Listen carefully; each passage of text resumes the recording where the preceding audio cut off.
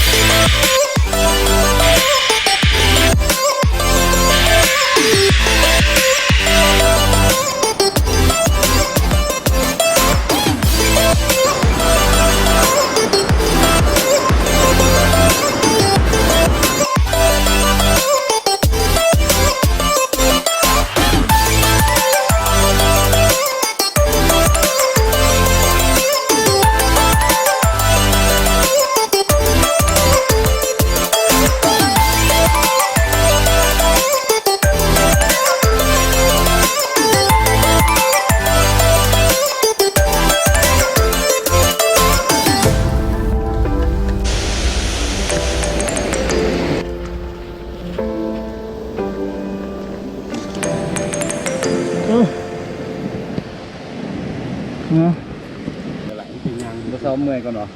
เขาไปพักอยู่เขาว่าอยู่โต๊ะ